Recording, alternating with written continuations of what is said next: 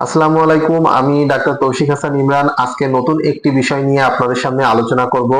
বর্তমানে প্রচুর পরিমাণে বাচ্চা রোগী থেকে শুরু করে বয়স্ক ব্যক্তি আমাদের কাছে আসছে জ্বর নিয়ে, কিন্তু বাচ্চাদের ভিতরে একটি প্রবণতা দেখা যায়, জ্বরের সাথে অনেকের খিঁচুনি হয়। তো আমরা আজকে জানবো জ্বরের সাথে খিঁচুনি হলে শিশুর কি সমস্যা হয় এবং এটাকে আমরা বলি ফিব্রাইল কনভালশন। এই ফিব্রাইল কনভালশন হলে আমরা কি করতে পারি, এটা নিয়ে আজকে আমরা আলোচনা করব।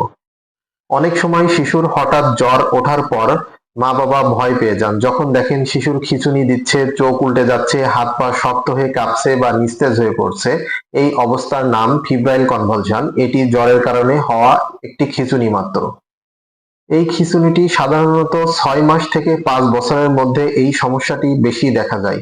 ভয় পাবেন না, বেশিরভাগ ক্ষেত্রেই এটি প্রাণঘাতী নয় এবং শিশুর মস্তিষ্কে স্থায়ী কোনো ক্ষতি হয় না, তবে দ্রুত এবং সঠিক ব্যবস্থা নেওয়া খুবই জরুরি।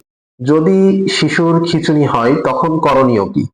প্রথম কথা হচ্ছে শান্ত থাকুন এবং শিশুকে নিরাপদ স্থানে রাখুন। শিশু যেন মেঝেতে বা বিছানায় থাকে, যাতে পড়ে গিয়ে চোট না লাগে। আশেপাশে ধারালো বা শক্ত কোনো কিছু যেন পড়ে না থাকে।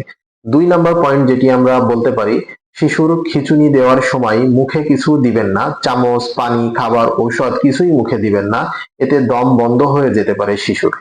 শিশুকে একপাশে কাত করে দিন, যাতে লালা বা বমি হলে তা গলায় আটকে না যায়।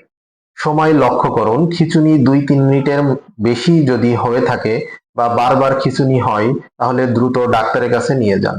খিঁচুনি শেষ হলে জ্বর কমানোর ব্যবস্থা করুন। কুসুম গরম পানিতে শরীর মুছে দিন। প্রয়োজনে ডাক্তারের পরামর্শ অনুযায়ী প্যারাসিটামল দিন।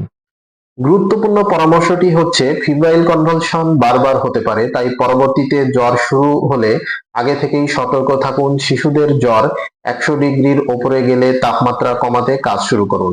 একজন শিশু বিশেষজ্ঞের সাথে নিয়মিত ফলো আপ করুন। আপনার সচেতনতাই বাঁচাতে পারে একটি ছোট্ট প্রাণ। ভয় নয়, সময় মতো সঠিক পদক্ষেপেই সবচেয়ে জরুরি এবং এটিই প্রয়োজনীয়।